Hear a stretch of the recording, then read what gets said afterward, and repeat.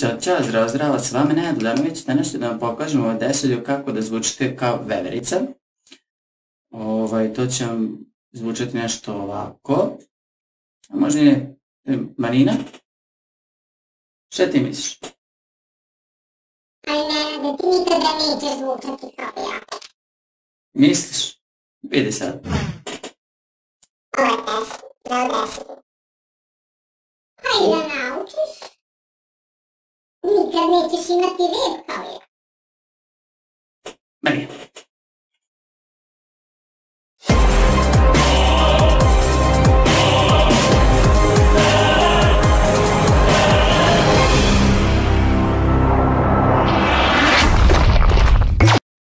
Sada se nalazimo u Audacity-u i ovo nam je glas koji ćemo da promenimo.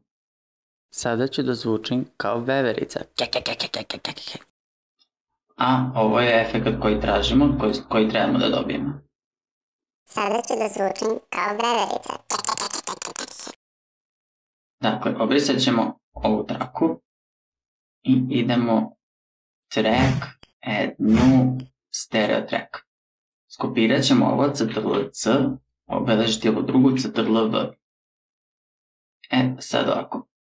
Original smo mute stavili i ovo je druga koju trebamo da provedemo. Najosnovnije, u par koraka. Idemo Effects,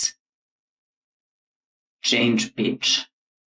Sad, između 40 i 80 je otprilike varijacija od glasa do glasa. Za moj glas je 75. Sada ću da zvučim kao veverica. Tako da, to je taj efekt koji sam ja tražio. Što više vučete ka desno, to je više onako piskav glas, ka levo je dubok glas. Dakle, evo da vidite. Sada ću da zvučim kao veverica.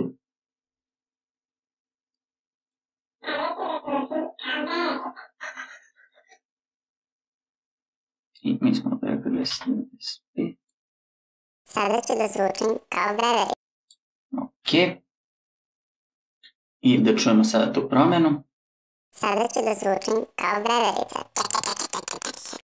Eto, za par koraka, veoma jednostavan efekt i to je to. Pozdrav!